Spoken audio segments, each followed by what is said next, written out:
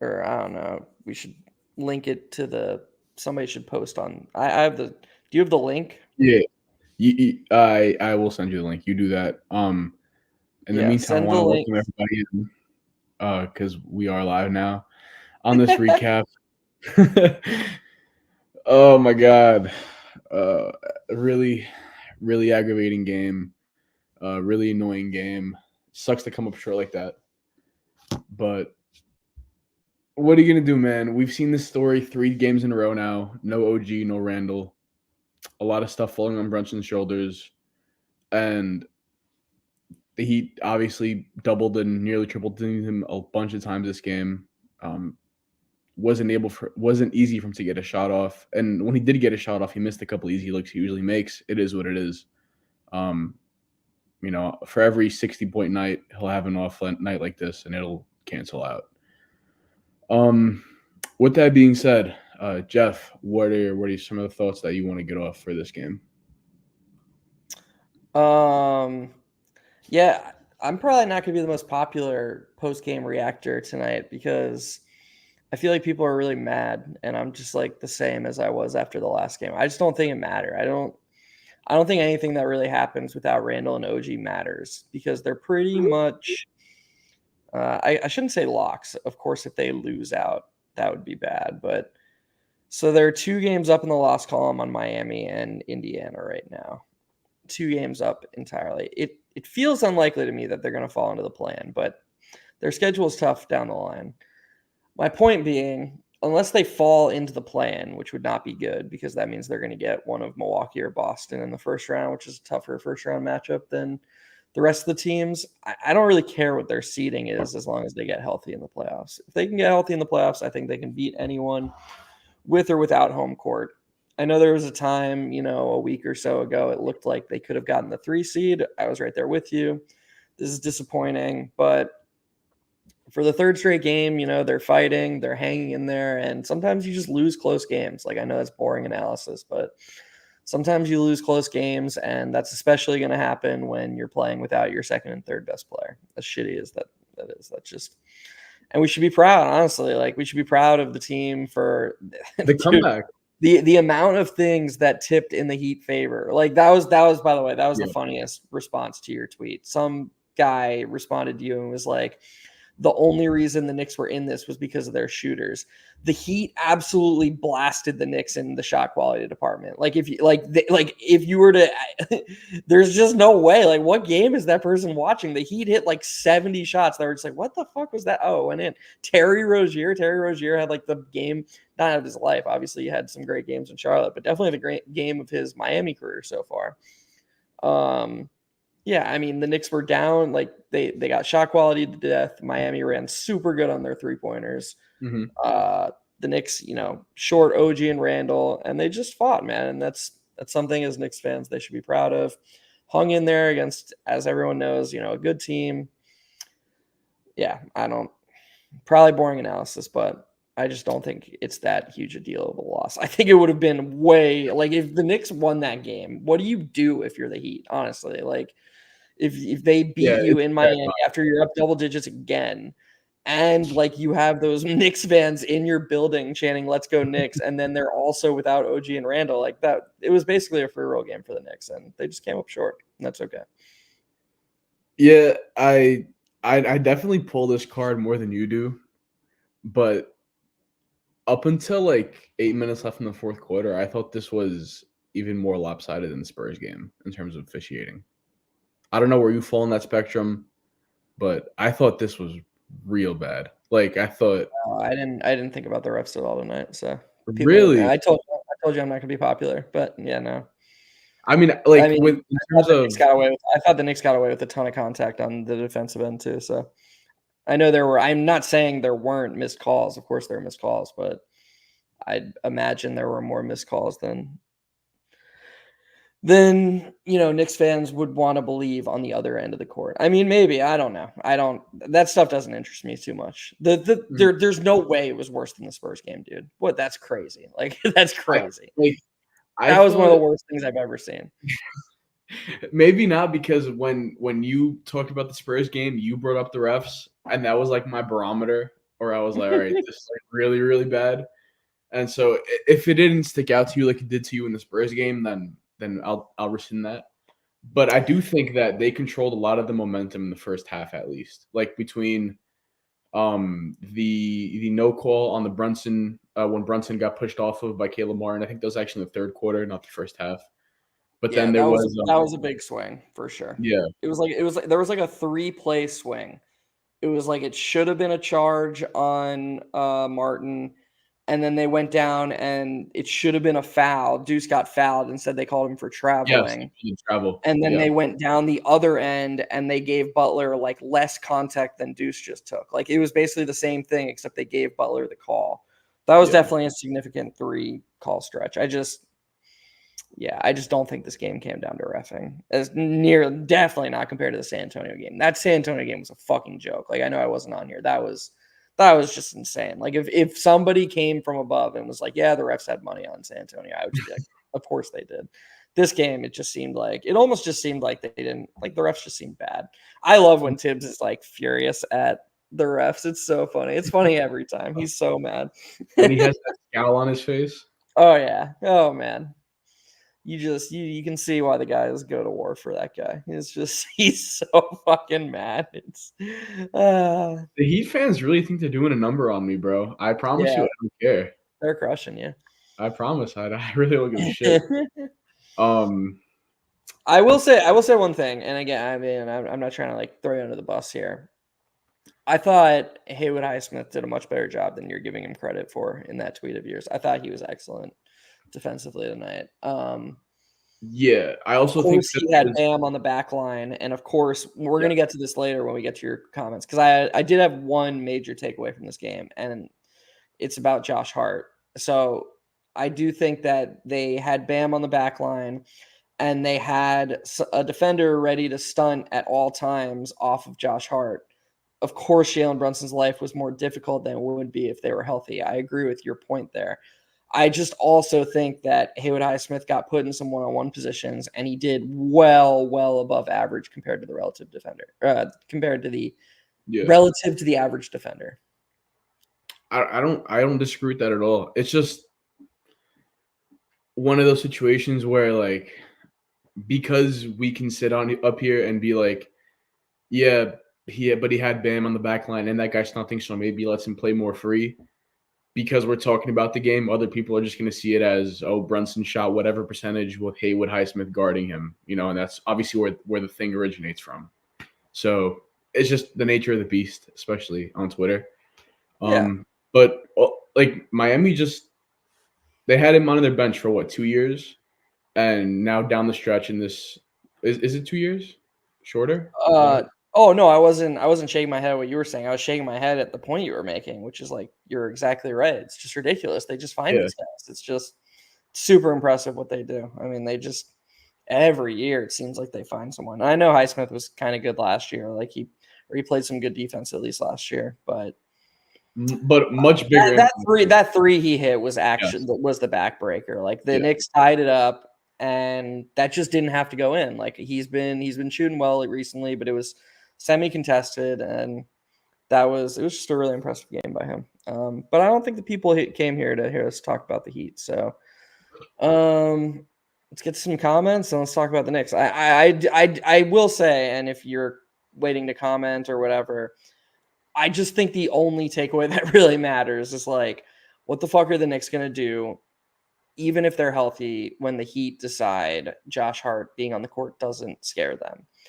Because if he's on the court and he plays like he did tonight, and it's not just the fact that he refuses to shoot, it's that when he's spacing, sometimes he doesn't even space. He like starts his cut early and removes the space. It's like reverse gravity. And yes, a few times tonight, he made kickouts and made passes on cuts that were good. But the general and macro impact that his presence has is a negative offensively when the Heat defend him like that, if he's not going to exploit it more. And he wasn't exploiting it tonight. And it wasn't UConn, but I saw somebody point out that DiVincenzo didn't come back in until late. Yeah. And to be honest, I can't blame Tibbs for that, because in Tibbs's mind, the things Josh Hart does well completely override the negatives. And so when Boyan is playing like that, and you don't want to be like, oh, Boyan, thanks for playing like that, we're just going to pull you after like 5 minutes, and you need Brunson out there. I don't know is he supposed to pull Deuce, who's having a phenomenal night? I don't.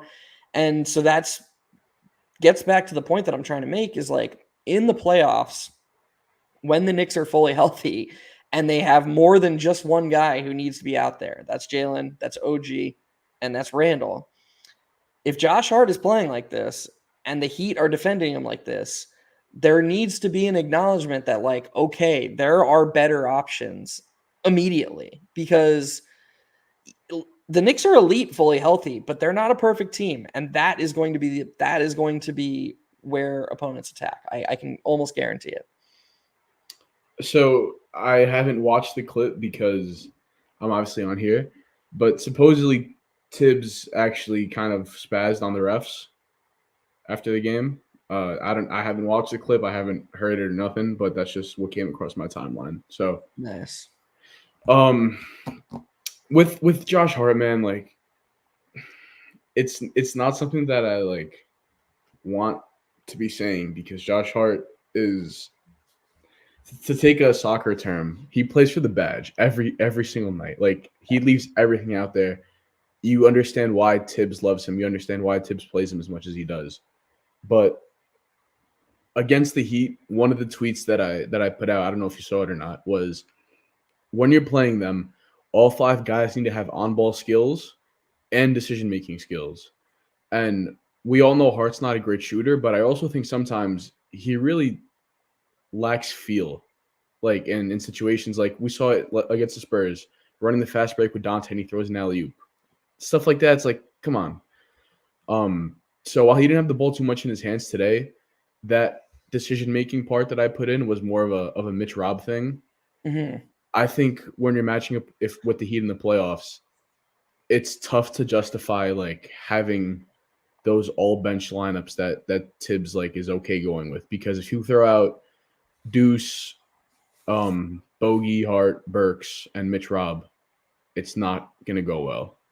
There's not enough shooting between Mitch Robb being out there with Josh Hart, and then there's not enough ball handling between Deuce, Hart, and then you're gonna have Burks running offense. I mean, it's scary. Even for 8 minutes, it's scary.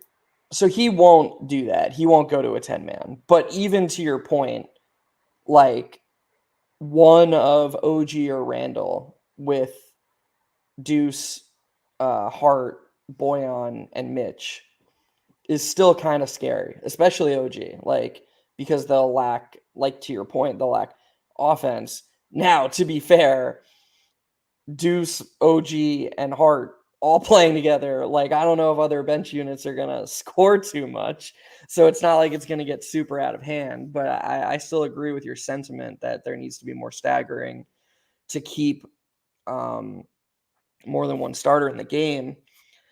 They're going to struggle without Brunson. Like, they just are. Like, that's like, Brunson is unique. He has separated himself from the pack in terms of offensive impact on this team.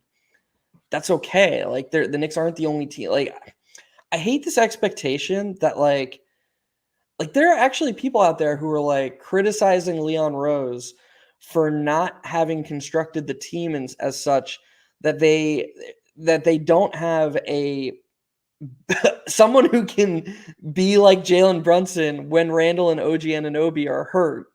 And it's like, dude, like, what are we talking about here? Like, no team is built to survive this. There's no roster in the league that could survive their second and third best player getting hurt and then survive the minutes without their best player. That's fucking insane. Like, that's not a real thing. And we just all need to calm down, because this Knicks team, we've seen enough that like the core they have right now is really, really good. Like, top 5 team in the league, really good. And that's why I'm so just like, not like happy. Of course I'm not happy they lost, but I'm just almost indifferent, because it's like, we know what the team has. So let's just get to that. Please just let that happen this season, because I'm so confident that this team can play with anybody if they get healthy. And so it's just like, yeah, let's fast forward to that, please.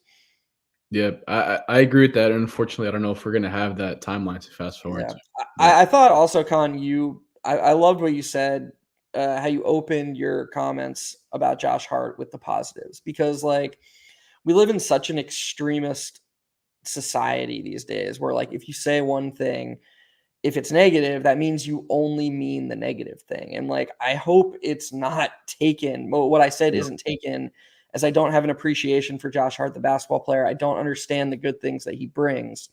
I do, but I think that Tibbs sees him through this extremist lens where the positive things are the only thing that matter. Like he's like, oh, I can't live without Josh Hart's size at the point of attack, or I can't live without Josh Hart's rebounding from the wings. And he doesn't fully um, mentally capture how the other team can exploit Josh Hart when he's on the court, especially when he's playing like shooting guard and he's the weak point. And I was only pointing out that like if the Knicks get healthy and they match up with Miami or Boston, these smart teams that have, super smart scouting departments, they believe in analytics. Josh Hart is going to be the focal point like he was tonight. Like you could run through this game back tonight. Every possession is a domino effect that almost starts with Josh Hart. It's like his defender is waiting for if any mistake happens, that is the first domino to fall. It's like, okay, I can leave Josh Hart because he's not going to make us pay. And we've seen it enough. That's what he does. Like did he even shoot a three tonight? He shot 1 3, right? Or 2? I think he shot. I thought he shot one max. I don't No, remember. he shot 0. Dude, Yeah, he okay. played 46 minutes tonight. 46 minutes tonight against a team that was ignoring him, and he shot 0 threes. That can't happen. Like that should be impossible. That's so harmful to team offense. I didn't even realize it was that absurd. The problem is, and I'm sure if I didn't cut you off just now, you probably would have got into it. But the problem is their game plan is we're going to see if Josh Hart can beat us. And in taking 0 threes in 46 minutes, you're not even testing the game plan. You're putting up the white flag from the minute, the ball's tipped off to start the first quarter. Right. So if you're going to shoot none, then I don't know, hang out in the dunker spot, dude, because it's just like you said, it makes everything harder. And if you start off and you take 3 or 4 in the first half and you go 0 of 3, 0 of 4, hey man, you want to take none the rest of the way?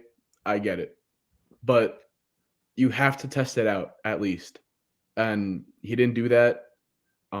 It's been a gripe for a while with him, but in a real series with the Heat, with a healthy OG, with a healthy Randall, what does he play? 18 minutes? 20 minutes? So I don't know. But this is what I'm saying. I'm still like, look, maybe it's like the pessimist in me or the nervous fucking Nelly in me. Can you not see a world where Tibbs is like, we need Josh Hart out there and he prioritizes him over DiVincenzo, like down the stretch of close games, like, and he's the one closing because we need his rebounding, and like that scares the shit out of me, man. Like, and we're talking about a fully healthy Knicks team that doesn't have many weaknesses, that has 2 All-NBA offensive engines, that has an MVP candidate in Jalen Brunson, that has guys like DiVincenzo and OG who are snipers from 3, has all the defense and shooting that you can want. That's going to be the point where that's going to be the focal point for opponents where they attack. And to be honest, I'm not 100% convinced that Tibbs has it in him to be like, well, Josh Hart is hurting us. So like, yeah, we're going to see if he has it on every given night. But if he doesn't, it's a quick hook, because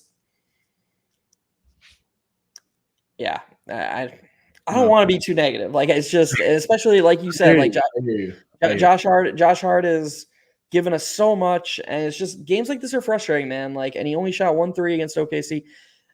Games like this are frustrating because we've seen it. Like that second Philadelphia game, if I recall correctly, he was 1 of 6 from 3 in the first half, and I just remember being so encouraged by that. Like Philadelphia, Nurse is another really good coach. And Nurse treated Josh Hart the exact same way. And he was just like, fuck it. Like, if you're going to leave me open all the time, I'm going to at least shoot.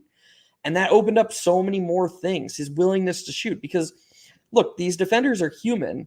They're not just going to, like, once they see you start to shoot, they're not just going to keep letting you take empty gym threes.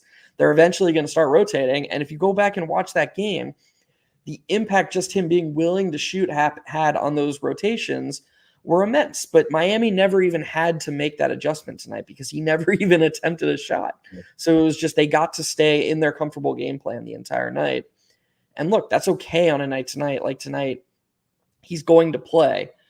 But people who watch the show and have seen me on the show know that I'm such a macro thinker. I think that's the only real takeaway I can have from this game is that, like, if he plays like that in games that matter when the Knicks are fully healthy, he just can't be allowed to do that. I'm sorry. Like, he needs to either shoot more, or if he's unwilling to shoot because he's not comfortable or he lacks confidence, he needs to be more aggressive exploiting the amount of space he's given, because it's hurting his teammates when he's out there and he plays like this. Yeah. Just to kind of end off on more of a positive note before we get to some comments. There was some talk about Dante's playoff numbers from the time that we signed him to the mid-level that I remember. I remember that conversation, and people started bringing it up again after the OKC game. Not much more of a playoff atmosphere in the regular season than this game. It's hard to replicate the juice that was in the building, and he delivered, man. Like, athleticism, shooting, finishing, everything on display. Ridiculous game from him. Ridiculous game from Deuce. Not as much as Dante, but still, obviously, you want to show him a lot of love. 5 threes for Deuce or 4 threes, something like that. 4. But, the shooting is very, very legit. And there's just not a lot that I can say about those two guys that hasn't been said. Just absolute warriors. I don't know what the minute count was, but I'm sure it was sky high again. Deuce played 45, Hart 46. DiVincenzo only played 35. Yeah. Look, he got rocked at one time by Bam. Yeah, he did. Incidental contact con. Bam doesn't mean to keep taking Knicks out. He doesn't mean to. Props to Tibbs again. Brunson only played 36 minutes. If I have any hope that Tibbs is going to be able to fight the inner demons, it's seeing what he's doing with Brunson right now. Yeah. Because you know that somewhere inside of him exists somebody who wants to play Brunson 45 minutes a night, who's dying in these non-Brunson minutes. And like all he wants to do is just have Brunson out there all the time.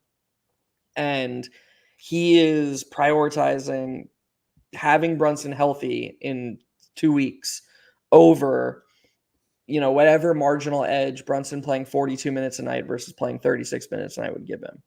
And I think, hats off to Tibbs for making that decision, because I do think it's for the greater good of the Knicks to let Brunson get some semblance of rest.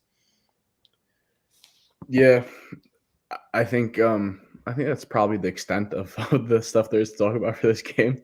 We didn't say anything about Bojan. He deserves a shout out. Oh, after finally having a decent game. Yeah. I thought he fought defensively. I don't think he was good defensively, but I thought he fought. Yeah. And he saw some shots go in. Still not seeing threes go in, but hey, I mean, he was 5-6 from inside the arc, 16-6 on 10 shots. I don't think.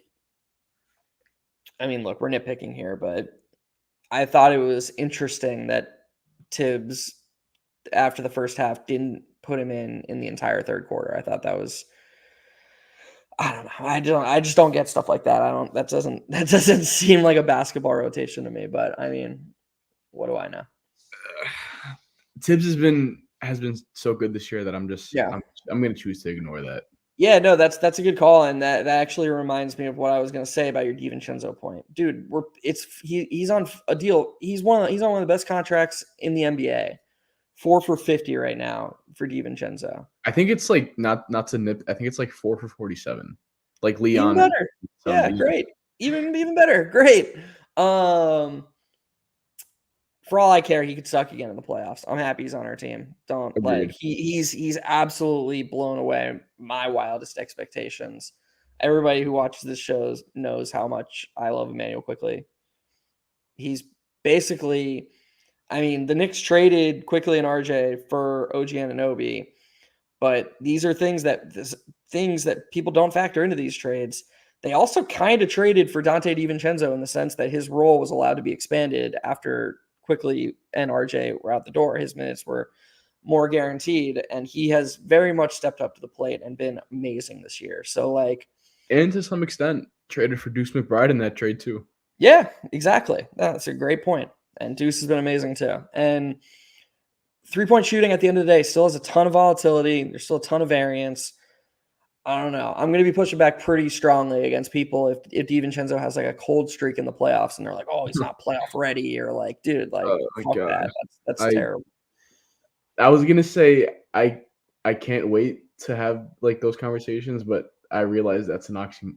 Is that an oxymoron? I can wait to have those conversations because they'll be so Yeah. stupid and just mind numbing. Yeah. So Before we get into the comments, I do have an ad read for us. I know everybody's favorite part of the Run.down is the ad reads. So, Bet Online, our trusty sponsor, you guys have heard us talk about them all the time on here. Bet Online is your bracket headquarters for this season with the best bracket contest out there and all odds, lines, and info on every game for every round right up until the national championship. You can access the most up-to-the-minute wagering information anytime from your desktop or mobile device, and even track your bracket in real time all the way through the tournament. So head over to BetOnline today and get on all the action. Remember to use the promo code BELIEVE, capital BLEAV, for a 50% welcome bonus on your first deposit. BetOnline, the game starts here. And I do want to give a reminder to everybody about our Patreon. If you like the work we do over here at the Strickland, we got a Patreon with multiple tiers. I believe it's a $3, $6, $9 tier, and then escalating tiers above that. You'll get access to our Discord, merchandise, sales. Yeah, discounts on merchandise is what I meant to say. You got my football podcast, Strictly NFL, in the $9 tier, in addition to a bunch of other stuff from a lot of other guys like Schwinn, Zach, Doug, Prez, everybody over there. So check that out if you enjoy what we do. Getting into comments, where do we start? I don't really want to start off with a negative. Jordan Bubb, our guy Jordan Bubb, always here post game. Dante in Miami, 31 points, 11 of 21 shooting, 6 of 15 from 3, 4 steals. I didn't even realize the 4 steals. Massive game from him. The defense, something we didn't even talk about, just continues to be great on defense, especially in that rover kind of role, just playing the passing lanes and whatnot. Yep. Man, just love it. Jalen Brunson, bring more of your friends over here, please. It's funny because Bridges, like obviously Bridges, the jokes have been writing themselves, but like, man, it's like he went to Brooklyn, and people make fun of Brooklyn because Bridges has, seemingly been underwhelming, but I do think it was a decent bet to see if Bridges could make the leap from, super role player to actual star. It seems like they didn't win the bet. They didn't cash out on that. Right, exactly. But I think that they have to, that doesn't mean Bridges isn't able to be a super role player. He can slide right back into that role. And man, he would just fit so good on the Knicks. He would just be such a good fit. And so I'll be curious to see if Brooklyn looks to, get something back after, you can't just keep Bridges around. Or I mean, you can, but you got to change the structure of the team if you bring him back. Right. Exactly. From Walt Clyde Frazier, nothing like a brutal loss to wipe away the memory of 2 brutal losses. I'd probably already be over this if it wasn't against the Heat. I mean, it's been a tough, what's it been, a week? The last 3 games, so a day break in between each game. Tough week for us. Yeah, it's been about a week. But look, still a 5 seed. Right now, you match up with the Magic, who are the 4 seed. They have the tiebreaker over us. But at the end of the day, like we said, like we prefaced, nothing matters, man, unless OG and Randall are playing in the playoffs. So, toss my hands up. It is what it is. I do think that against Orlando specifically, like, I feel like they could win a playoff series. I think they could win a series against Orlando even without Randall and OG. I'm not saying they'd be favorites, or maybe they would be favorites, but I'm not saying they'd be 100%. Of course, I'm not saying that, but I do think that they could win a series as constructed against Orlando. Orlando's playoff offense projects to be pretty rough. Yeah, I don't disagree. It's just like I don't feel good going into that series. Oh yeah, no, I wouldn't feel good either. I agree with that, of course, and I would feel really good if OG and Randall. And this is like why the whole media thing sucks Bro, so hard. just give me OG, man. Just OG. I'm fine with it. Like, it's frustrating. I do feel like OG is pretty likely to come back based on the reports. Yeah. From Kev Love X. Hmm. I'm sorry to disappoint you right here. Yeah, None of the Holy Trinity, according to you, Sam, Tyrese, and Schwinn are here for this. It's just me and Jeff. You're gonna have to deal. Sorry, bud. this is an appropriate post game because the letdowns continue in Knicks verse. Yeah. Oh, okay. So this is what Tibbs said. Thank you, Jordan Buff, for putting this up here. Tibbs said repeatedly, he's getting fouled. He's getting fouled. He's getting fouled. I'm not going to continue. But yeah, I mean, he is getting fouled. I don't think he got hoed on any calls today. Like, I thought there was one time where he got fouled on a 3-pointer, but I only got upset at that call because I think it's the same call that Rozier got in the corner. So that's the only complaint that I have. Oh yeah, when Brunson got, I can picture what you're talking about. Yeah, It yeah, I was couldn't like call right it. on I mean, he lane. shot 10 free throws, dude. Like, I hate Yeah. this so much. I hate how every single like I get it. I get every fan base does this, but fuck, man, he shot 10 free throws. Who fucking cares? Like, can we can we just talk about basketball? Like, is this really what it's gonna be? Is Brunson should he have shot 20 free throws? I just don't get it. Like, yes, he should have shot more free throws than he should have. Probably because the refs didn't get every single call right. That's probably true. Great. He's the only one in the entire NBA. I just don't get it. I just don't understand. Like, I don't operate that way. I would just rather talk about basketball than literally anything else. Like, let's talk about Josh Hart's recent Google searches on his goggles or whatever. Yeah. There's so many comments to go from here. Which one is all right? Let's pick this one. Let's get toxic over here. We're in danger of being bounced in the first round because OG didn't want to play in the regular season. Then he's going to get 35 to 40 mil in the offseason. You know, this is an interesting comment to me because I've seen the tide kind of turning on OG on the timeline. I have to in real time. It's interesting. I can't get behind it because I'm obviously super high on what he can do when he's healthy. And we also don't have all the information, obviously. But I gotta say, I kind of understand Knicks fans' perspective, like, or at least frustration. And this is where I was going. Like, the media situation does not help matters here. If there was any, like, the Knicks don't help themselves at all here. If there was any open dialogue at all between the franchise and the media, fans, like, the whole point of, like, people think that, like, media members are popular because people like reading their articles and shit. No, it's like, for the most part, sports media is popular because people want to feel closer to the team that they love. That's what it is.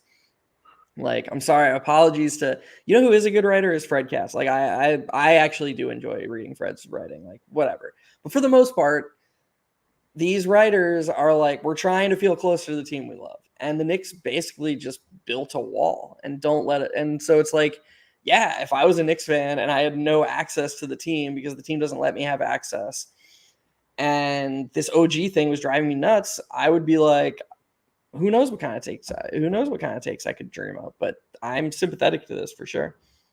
Yeah. What else? To be clear, by the way, I am sympathetic to this. They have to give OG Anunoby whatever he wants in the offseason. It would be a disaster if he went somewhere else. So, and essentially, if you don't give him what he wants, you've pissed away Emmanuel Quickly and RJ Barrett. That's essentially what it is. You would have, like, what? I haven't seen the numbers, but minimal cap space just because you didn't pay OG. Like, right, none. It's lose OG for nothing or keep him. It's yep. He has them bent over a barrel, and they gave up assets to get him. They can't.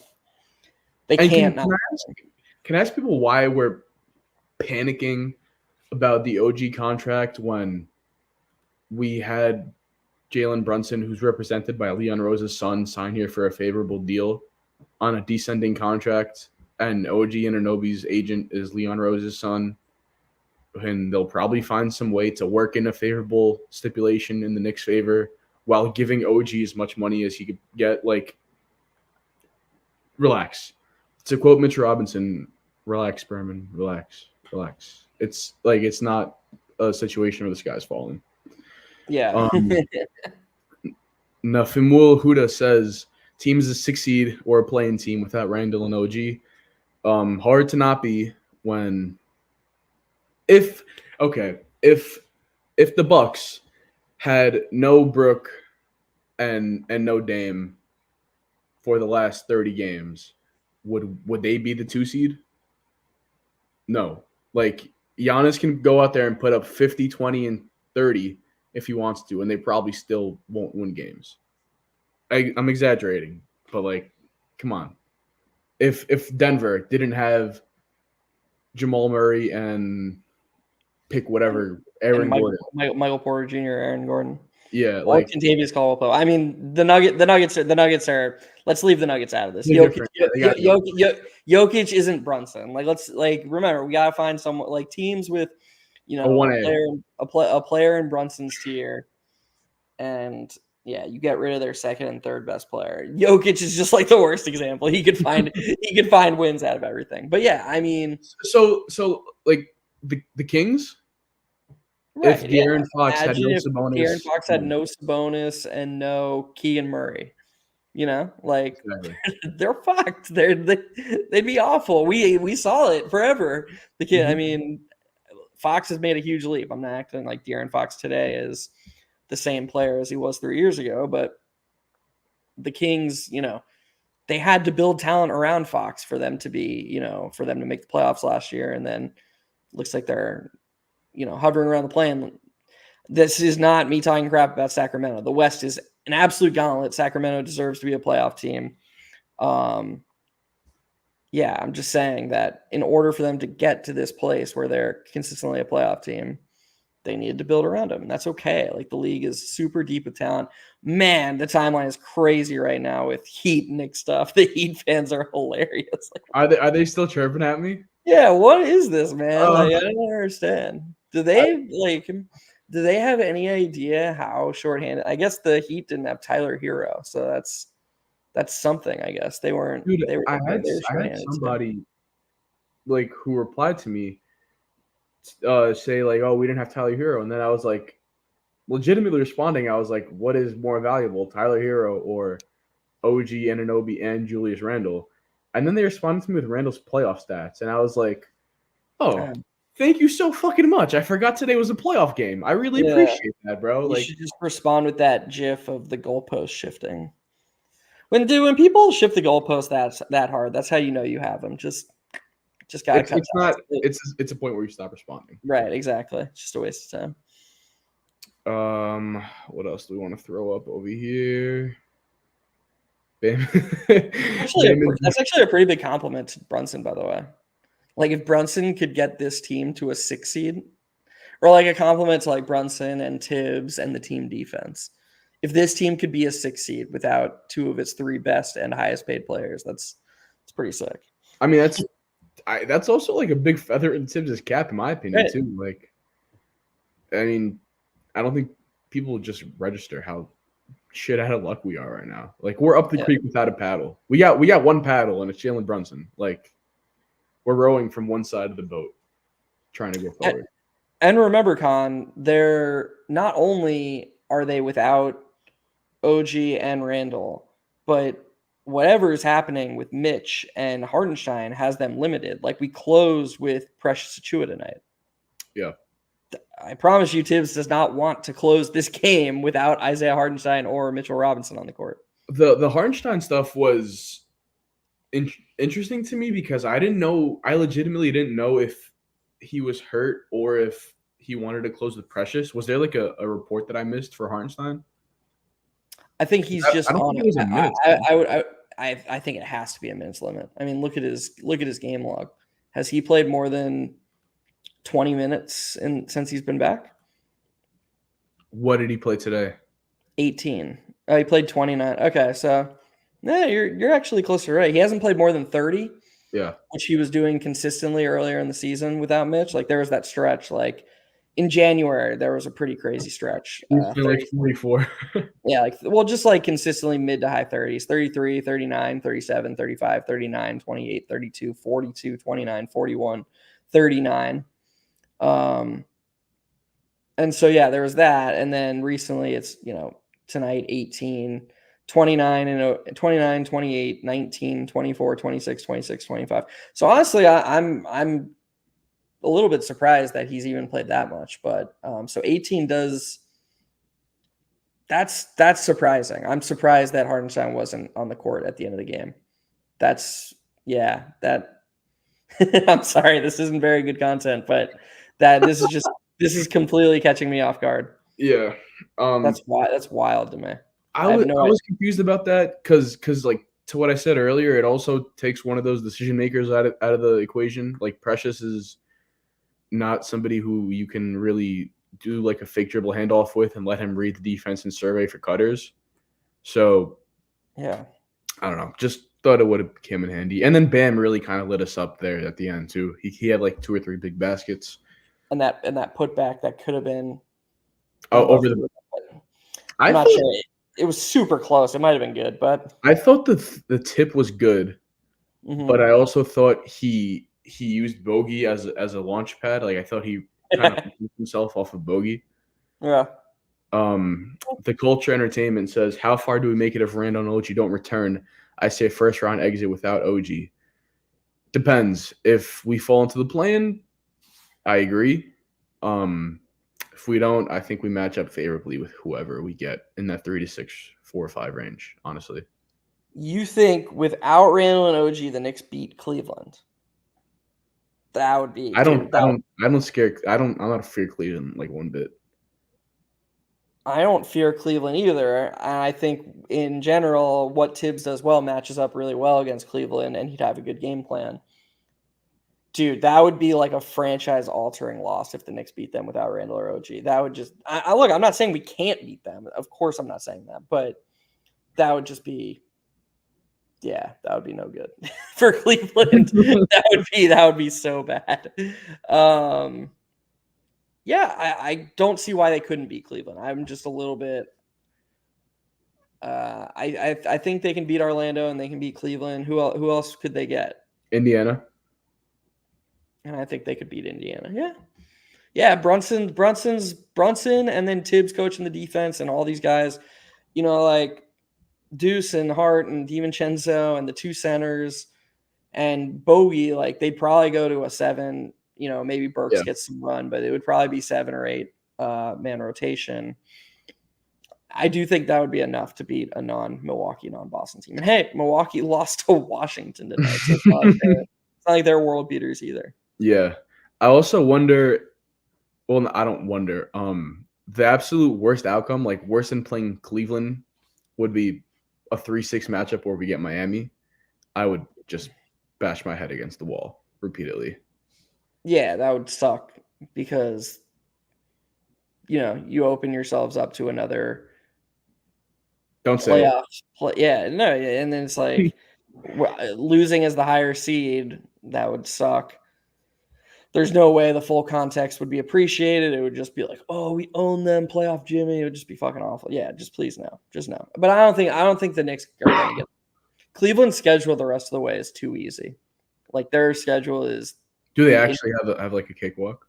a total cakewalk. Damn. All right. Well, I guess 4-5 with Orlando it is then. Whatever. Yeah, I have it up right now. I'll tell you who they got. So they're crushing Utah tonight. Yeah. Okay, they've got a tough 3-game stretch on the road, but they closed the season very, very soft. So they're in Utah tonight, and then they're in Phoenix, and then they get the LA back to back. They get the Clippers and the Lakers back to back in LA, and then they go home. They've got Memphis, Indiana, and Charlotte all at home to close the season. So, All right. So damn. All right. When they come back from out west, that might be the end of the standings race for third. yeah, but so they're going to be 46 and 30 after tonight. Even if they go 0-3 and they're 46 and 33 headed home, the best the Knicks could. Oh no, Yeah. Okay. So Tiebreaker. yeah. Yeah, I guess we shouldn't count the 3 seed out entirely, but the Knicks' schedule the rest of the way is tough, real tough. I mean, they've got Sacramento at home Thursday, and then it's a 4-game road trip, and yeah, they got Chicago twice. They should, they should be able to win at least one of those. But then they're also in Boston, and what's the fourth one? 2 Chicago, in Boston, and in Milwaukee. Jesus, yeah. Yeah. So It's essentially, so we got the Kings coming up. You really only worry about the Celtics and the Bucks because the other 2 games are 3 games against the Bulls in a so 9 game. weird. Why would they do that? That's ridiculous. Um, and then so it goes from here on out. It goes Kings at Chicago, at Milwaukee, at Chicago, at Boston, coming home for the last 2 games against Brooklyn, against Chicago. So Yeah. Chicago is probably free wins given the fact that they have their pick, and they aren't in any races. Actually, are they in the play-in? They're in the plan. No, don't say Chicago's probably 3 wins. That's All right, never mind. Sorry, got ahead of yeah. me. They're locked. Well, they're locked into the plan. They're locked into the 9 or 10 seed pretty much. It's gonna be pretty hard for them to jump up to 8. Mm-hmm. But yeah, they're definitely still trying. And Donovan's a good coach, and you know they're definitely trying to win. So it definitely won't be like easy matchups. I wanted to talk about one more. Oh, because Sam's not on here. I have anointed myself the parlay sweater for the night, Oh, and, nice. and I just want to say I don't appreciate Keontae George. I had him for over 2 3-pointers. I had Sam Merrill 4 3-pointers and Evan Mobley 4 assists. And my 2 good brothers, Evan Mobley and Sam Merrill, both hit, and Keontae George is sitting here 1 of 5 from 3. So Keontae George, not a good guy. Keontae George, And not a parlay respecter. no, not a pocket respecter, not a money respecter. I'm sure he doesn't come from a great family. No, let me stop. Jesus, dude, that's deep. Your words cut deep there, Tom. Oh yeah, I'm attacking him now. Jeff, this one is for you from Judah Benchar. Jeff, this game wasn't so bad reffing wise, but the fouls are not just about free throws attempted. It's specifically by Brunson getting mauled. Essentially, different whistle from the refs. What say you, Jeff? Yeah, I don't know. I'm not gonna be popular with Knicks fans on this, so I'm just gonna sure. I don't know. I don't know. I just think that every fan base feels this way, that their best player doesn't get a good whistle, and he shot 10 free throws tonight. And yeah, like I know I get it. I want to acknowledge the thrust of your point, which that's not just about the free throw attempts. I don't know. I mean, I can't imagine he's just this outlier who is only being, or not only, but is being egregiously contacted on non-shooting plays, and only he is being affected in that way. That's just, and then also remember, like again, we're working from a starting point of the Knicks by the data generally get a hugely favorable whistle. So now we're saying that the refs are giving the Knicks more free throws, but they're doing so strategically in a way that they can mask their mistreatment of Brunson. And like, it's just, there's no logic to me. And that's just so much brain energy spent on something that we don't know is true, and it's just probably filled with so much bias. That's just not how I think, but more power to you if that just doesn't interest me a ton, and I'm sorry for that, but The I'd only rather part just of that I kind of give credence to is specifically with the Heat. I think they draw more off-ball fouls than like any other team that I've watched. For some reason, I don't know if it's because maybe they're rightfully taught to exaggerate contact off the ball or whatever the case may be. I find them getting way more off-ball foul calls. That specifically is like what kind of sets me off with them because we'll be running down the court And then out of nowhere, whistle blows, and you're like, why is Brunson getting his second foul for that? Yeah, it's Like, it's weird. fighting for It's position? weird too, Con, because they are very physical off the ball. Yes. To Judah's point, On like defense, yes. Yeah. yeah, you watch guys try to get around screens off the, or excuse me, get as the offensive player, they're trying to create space around screens, and the Heat players are doing everything they can to not let them get through, to their credit. But this is the thing that's always bothered me, and it bothers me too about playing like a Nick Nurse team. Back when Nick Nurse was coaching Toronto, he coached this way, and he definitely coaches this way in Philly. You can't have it in it. You can't create a paradigm where on one end it's Heat culture, and yeah, they fight really hard and they're gritty, and we're just gonna let them play. We're gonna let them get away with this kind of contact. And then on the other end, it's like, oh, but Jimmy's so crafty, so skilled. This is how he draws free throws, and like it's just I things like that. That's the thing that drives me nuts. Nuts is the inconsistent whistle, and that's the thing that just set me off against the Spurs. Like I personally, and I'm not saying that my way is right. If someone out there feels differently, I more than respect that. But the way I have always felt is if the ref's whistle is consistent, that's the only thing that matters to me. If Brunson's taking a ton of contact and we're not shooting a lot of free throws, if the Knicks are allowed to beat the shit out of whoever the best offensive player on the other end of the court, hey, like more power to the refs. Like they're holding their whistles and letting a physical game happen. At least that's fair. The Spurs game was not fair. It was Brunson getting the shit kicked out of him, and then Wemby couldn't stand on his 2 feet to establish post position. He got to shoot free throws because of it. Like, and I don't mean that as hating on Wemby. Wemby's an amazing player, but that was an insane game to watch. And oh my God, Wemby just had an outrageous block. Nuggets and Spurs are tied with 40 seconds left, and Wemby just ended Reggie Jackson's life with a block. I also put a Wemby parlay in today.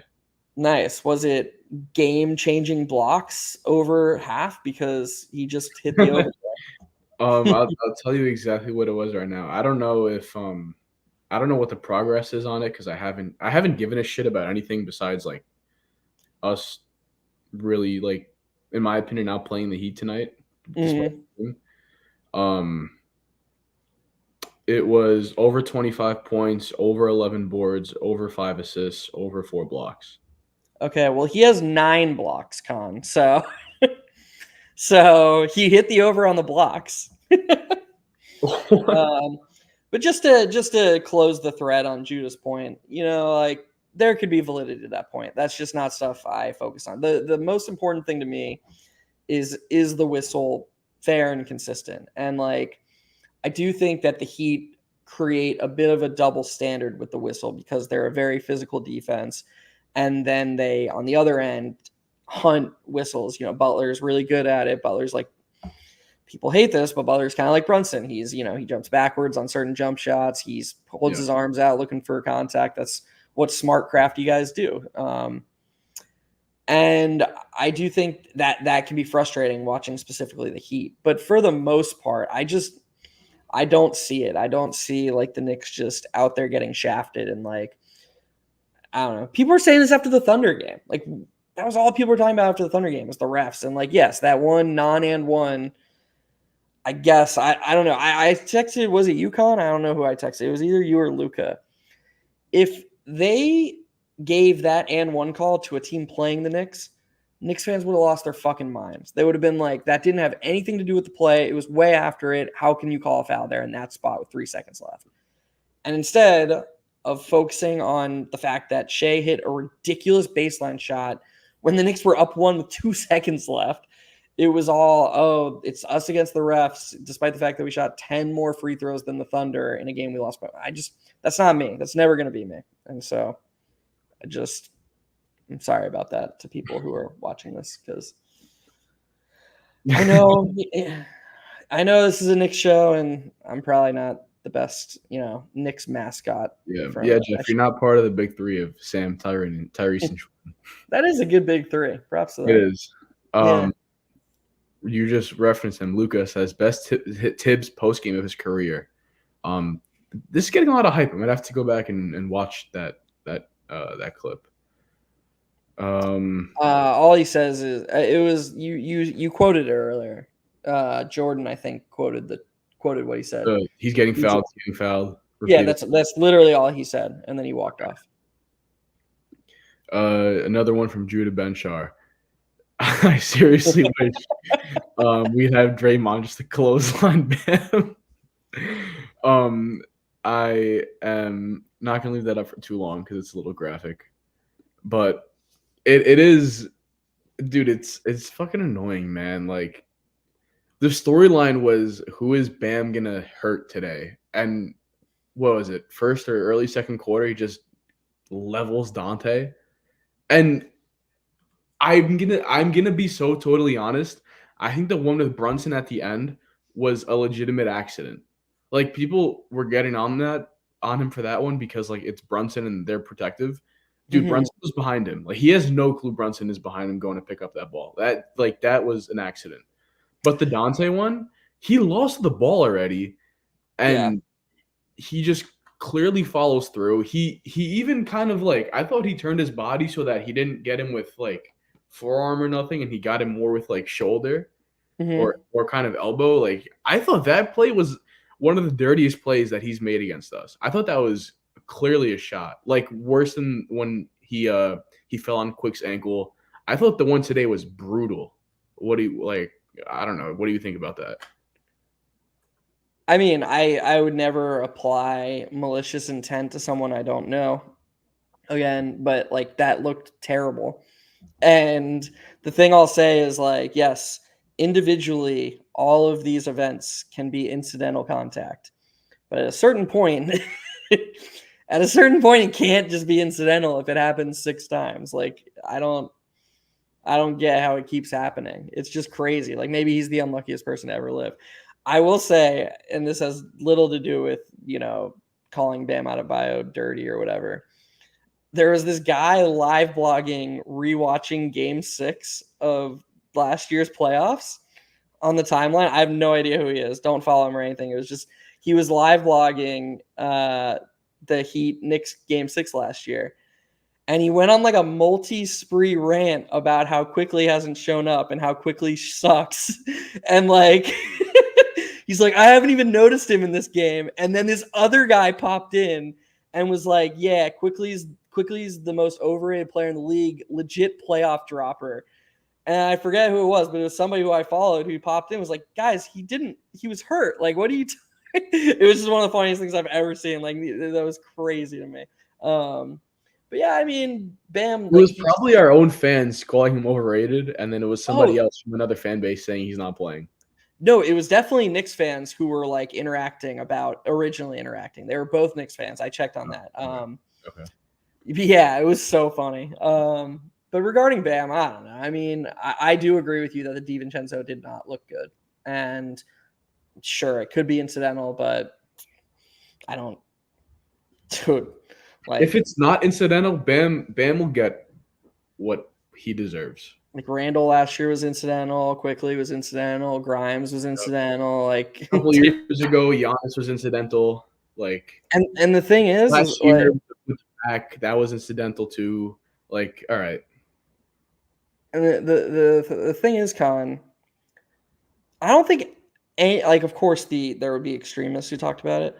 For the most part, I don't think Knicks fans would even talk about it.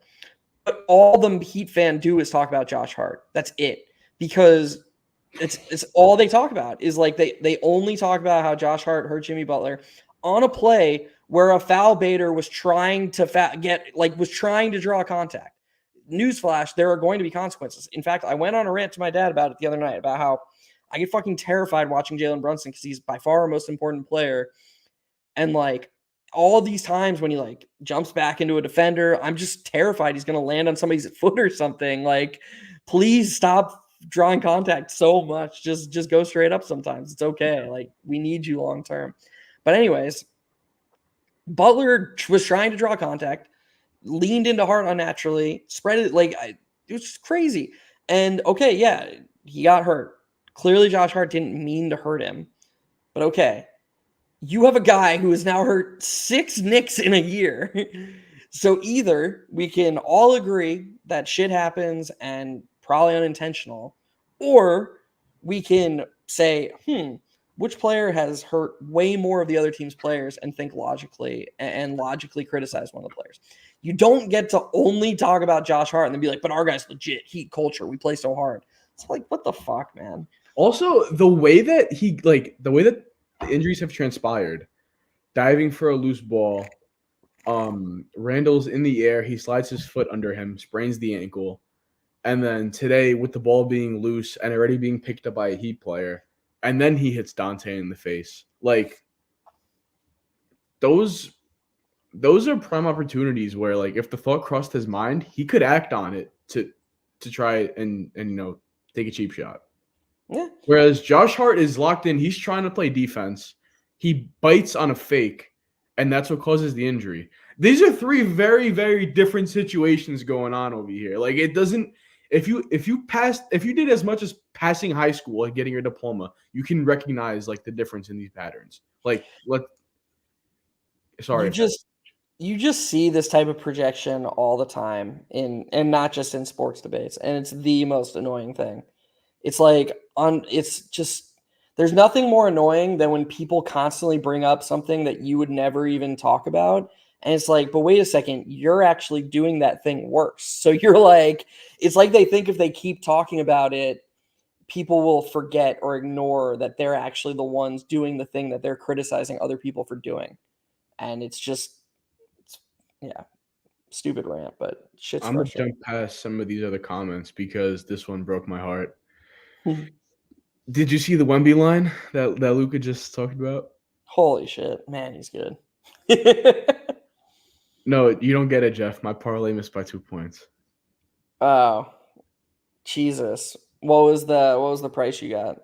I think it was 5 to win 100, somewhere along those lines. Damn it! Hey, get him next time. I had to get the rough beat like Sam did. Whatever. Yeah, Sam's had it rough. Judah says, "Who's gonna be the guy to give him what he deserves?" I'll fucking step up. I'll step up. I'm gonna be the father who stepped up. I'm not. People have no idea, Con, what you're capable of in a phone booth. They don't know. They don't know, dude. Like, oh my god, Bam Adebayo might be better at fighting than you in general, but in a phone booth, you can take him one-on-one. Oh my god, I feel like every time that comes up, I have to like explain the backstory. It's fine. We can leave it. For the most part, I think we're pretty much caught up. Since we haven't talked football in a while, yeah. Do you know that Broncos Nation wants to draft Bo Nix? Fucking stop. And hopefully in like the 3rd round. No, they want to take him in the 1st round. They're like, if we can't get the big 4, should we trade up and take him in the 1st round? I'm like, I don't know. Is it going any better for Giants fans? Who are the Giants? Are the Giants going to draft? So I'll just tell you, like, from all the puzzle pieces of reports and stuff like that, I'll be shocked if it's not Neighbors. To me, don't you want that Joe Alt guy? Oh, I love Joe Alt, but no, like it would be such a bad usage of assets to have Evan Neal and then sign an insurance policy for Evan Neal and then draft the new starter anyway. It's just like tripling down on one position. And you're just like, okay, what the hell? Yeah. But I do think there's a tackle from Houston I like a lot. His name is Patrick Paul.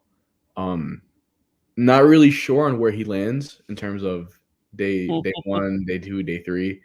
But I do like him a lot. If Joe Schoen sneaks that pick in, I'll be a little, I'll be a little happy. But I think we're going Neighbors, and the only caveat to that would be if we trade up for May or JJ. I don't think there's going to be a quarterback at 6 that I'm okay with taking there. If JJ was there, I'd be cool with it. If May was there, I'd run up and submit the card myself and, forget what Joe Schoen has to say. But I think I think if I had to put odds, I think it's like a 60% chance we get Neighbors, and then probably like 20-20 between May and JJ. Nice. Good So shit. yeah. Good shit. What do you think of the Knicks' chances Thursday against the Kings? Not gonna get my hopes up because we just beat them. So With OG, though. we beat them Right? with OG. Yeah. Yeah, that's what I'm saying. Oh, So so you're saying like hard to beat them twice? especially without OG, yeah, like, and they're gonna be besides Monk, they're fully healthy. Even though Monk's a big loss, so don't get me wrong on that. That's one of my that's one of those things that's always driven me nuts. Like if you're a college basketball fan, you hear it all the time during the conference tournaments. Like, uh-oh, this team's 2-0 against this team. Hardest thing to do in college basketball is beat a team 3 times. As if it's a bad thing that you're 2-0 against this team. Like because you just can't like wait, what? Yeah, this team is gonna be extra motivated this time because they went 0-2. And it's like They're gonna go so much harder this time, Jeff. yeah, the reason it's hard to beat a team 3 times is because it's hard to play a team 3 times in a season where you only play them twice, and then it's really hard to go 2-0. Like it's just, oh my god, it's one of those dumb logic things, or like the Mike McCarthy thing. Remember that McCarthy stat? Like when Oh, McCarthy, with the running the ball?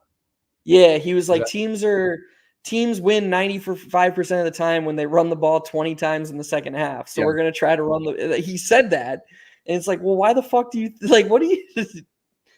It's confusing causation That for stuff correlation. like that stuff just really grinds my gears because it's like, so if I magically run the ball 20 straight times to open the half, I should anticipate a victory. Yeah, you have a higher And chance of then winning because apparently it just goes yeah, up to 95%. Con. and then they'll be like, "Oh, no, but like, you got to mix up your play calling and whatnot." And then, they're going to be like, "Oh, well, and then we're not going to call a run if it's 3rd and 12." And I'll be like, "Okay. So 1st and 15 off of a penalty, like I should still call a run though, right?" Yeah, No, like shut you up, just man. Come on. you just got to get to 20. You know, I this is got I gonna got sound you know what it is? We got to feed Zeke. We got to feed Zeke. this gonna sound stupid because they just had a bad playoff loss last year. I actually feel like McCarthy's this quote from him was like 10 years ago. And that 2014 NFC Championship game is one of the worst things I've ever seen. I actually don't hate what he's done in Dallas. I don't think he's been that bad in Dallas. I But think Micah Parsons escapes a lot of slander. A lot of slander. you think he Like deserves slander for that loss? Was he I not good in think that game? people don't like attribute how much of a not a black hole, but like when you play the Cowboys in the playoffs, a lot of times a team's best advantage is attacking Micah Parsons in the run. Interesting. And when you attack him in the run, it's going to slow down just pretty much his whole processing as an edge rusher because when you're coming off the line, right, you're anticipating run because you're more conscious of the fact that you're getting beat in the run. Mm-hmm. And then from there, we talk a lot about runways for guys and getting speed to power. That for only like the 3-4 guys or the smaller 4-3 DNs, the speed to power is a big thing. And you need your runway for that because your runway gets you into like, getting your stab or an inside move, etc. And when that happens in the run game for him, it really messes up how he can sequence his moves and stuff. So, and then in addition to that, he has short arms. So, yeah. That's funny. You just unintentionally quoted The Office. Was Von Miller good in the run, like prime Von Miller? Yeah. So that's like the big difference is like Von knew how to balance being an elite pass rusher on the edge with being good, with being helpful in the run game. Yeah. I would say that. And also, like, Micah's chest plate is not hard to win because he has small arms and because he's just like not really a really wide built guy. Like Micah's special because he can forklift you But if you're cutting down that space, it's hard for him to do that. And then when he's getting his game off and he can forklift you, then you're worried about going inside and coming back out, spin moves, all that stuff. So it just like it's maybe this would be a good film breakdown. Who knows? But I Yes. think that's a big reason of why the Niners always kind of throw the first punch against the Cowboys. They always get them reeling, and it's because when you're playing the Niners, like first of all, Kyle Shanahan is going to know your weak spot. He just is. He's a great coach. And the Niners are one of, the nastiest teams in the league. So when you have a guy who they know they got to run at and they're going to run at you hard, it's a tough combo.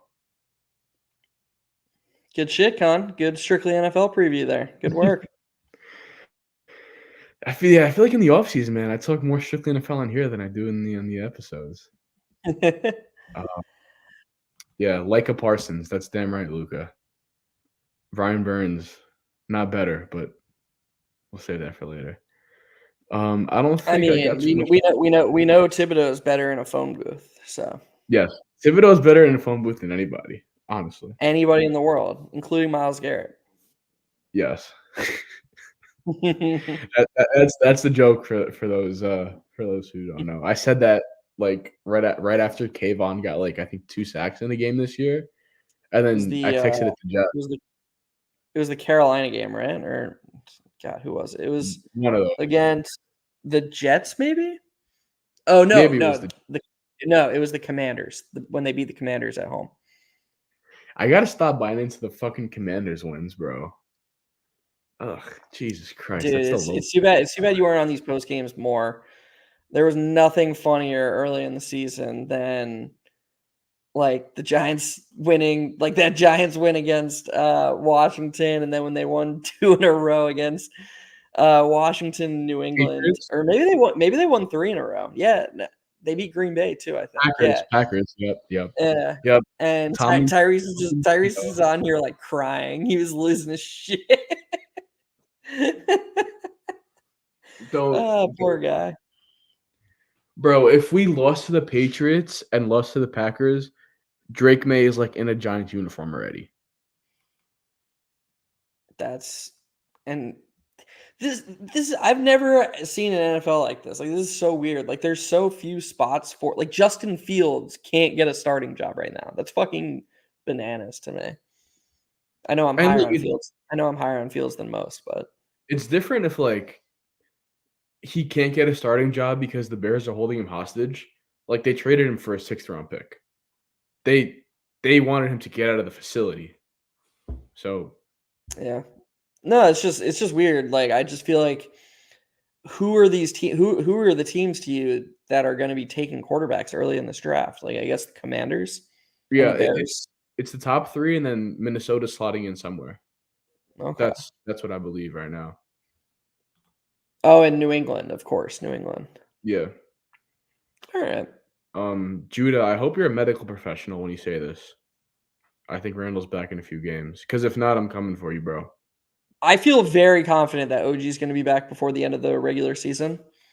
And like I think if OG comes back, he'll be good to go. Like they're not going to like they're waiting until he's not going to miss any more games. I think he's going to come back. That was that Woj report, right? Yeah. So if we can accept that, or if we can not like it's a fact, but like assuming OG does come back, if Judah's right about this, that would be watch out. Like the Knicks are gonna be tough if they can be healthy. Yeah. I thought this was like legitimately funny. This Josh Hart quote about Butler. Josh Hart is so fucking hilarious, bro. I'm such a buzzkill though. Like I agree it's funny, but like have you actually looked at Jimmy Butler's data? Like I feel like Jimmy Butler is simultaneously the most underrated player and the most overrated player in the world, because why do people not understand that he's had like top 5 regular seasons the last 2 seasons, or like the two of the last 3 seasons or something? He's been amazing in the regular season, not this season, but the 2 of the 3 seasons before this as a Miami Heat player. He's been incredible. He was like, if you look at EPM, I'm pretty sure he was top 3 in EPM one of the last 2 seasons. And then everybody was like, Dude, he was 5th in EPM last season.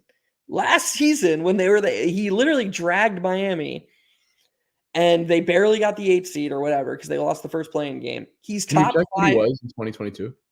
Because they were the 1 seed, so he must have been good that year too. That's what I was thinking.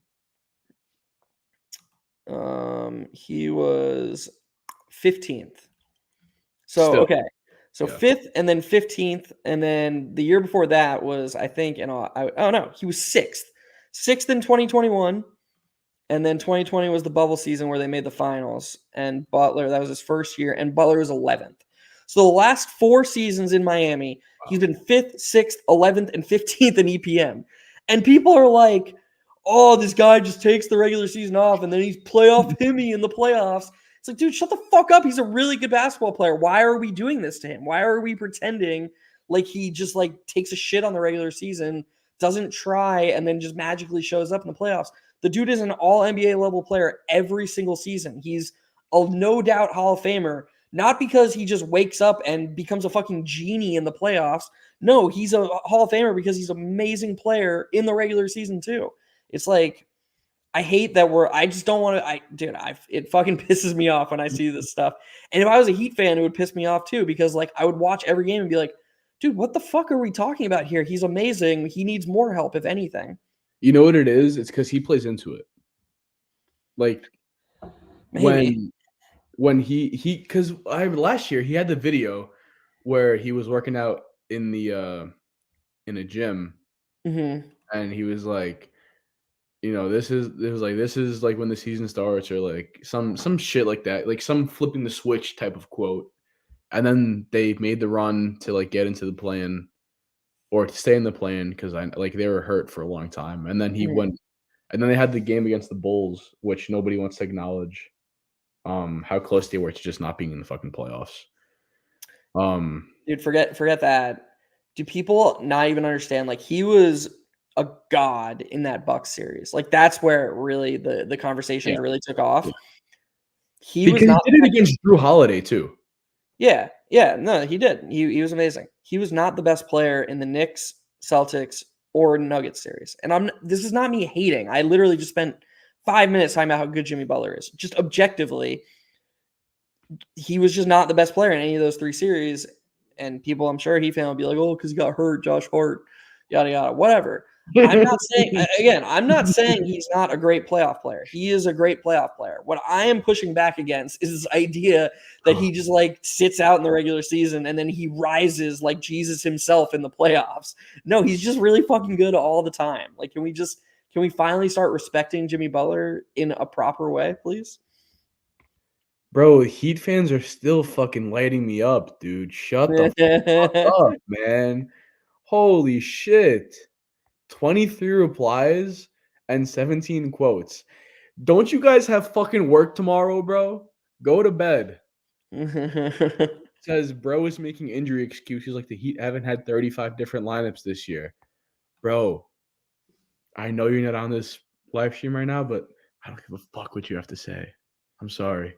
You got Bam, you got Terry, you got Jimmy. You got your 3 best players. We're missing 2 of our 3 best players. Fuck off, man. I'm starting to get like actually angry. I mean, did you not mute the thread? Just mute the thread. No, I did, but then I also like had like the devil on my shoulder that was like, open up the tweet. Yeah, it's one of those young people things. I lost that devil a long time ago. I mute the stuff that I know is going to get engagement. And I just piece the fuck out of there. I'm just like, all right, all the best, folks. Y'all can argue with yourselves.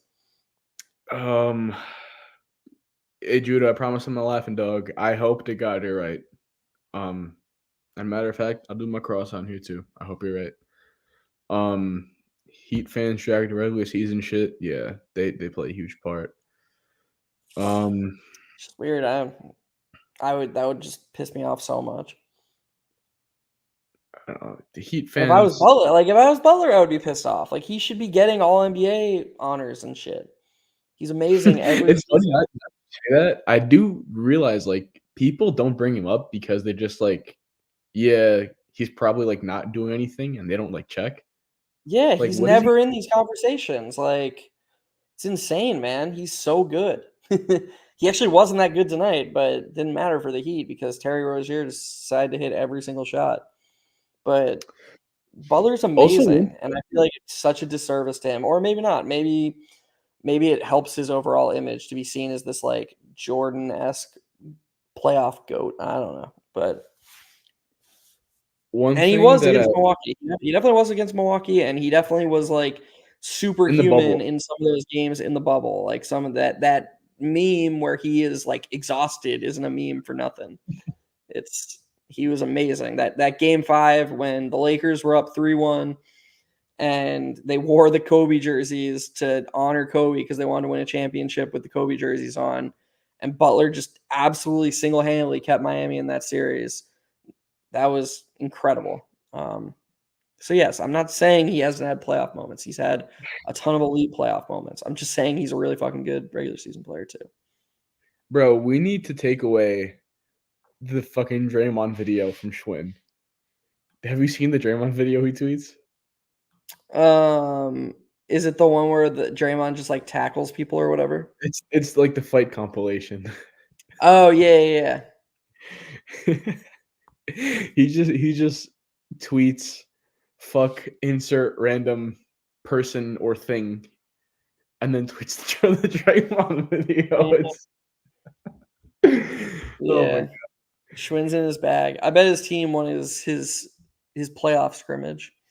Sam actually hit a $500 parlay today. All Congrats, right. Sam. Congrats. I'm not hating on you from outside the club. Fucking Yeah. bitch. Won a parlay, probably lying in his bed with his wife. Yeah. Can't be bothered to come on here and talk hoops with us though, you know.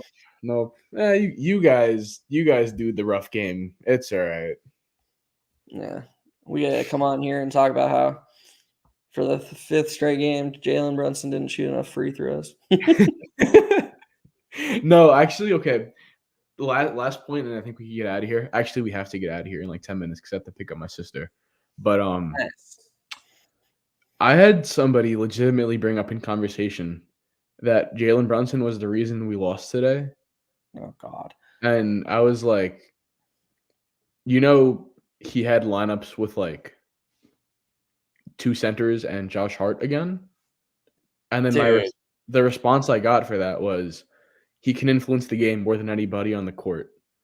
And I was like, are you fucking serious, bro? Have you ever seen one of those Emmanuel Acho rants? You know what I'm talking about? I've seen it I've seen him rant about like when people don't give Tua his props and stuff like that. Like, is that what you're I talking don't about? know. Sometimes it's not even about sports, and I'm never talking about Tua with you ever again. So don't bring him up. Well, yeah, after I was right about him. Yeah, so right.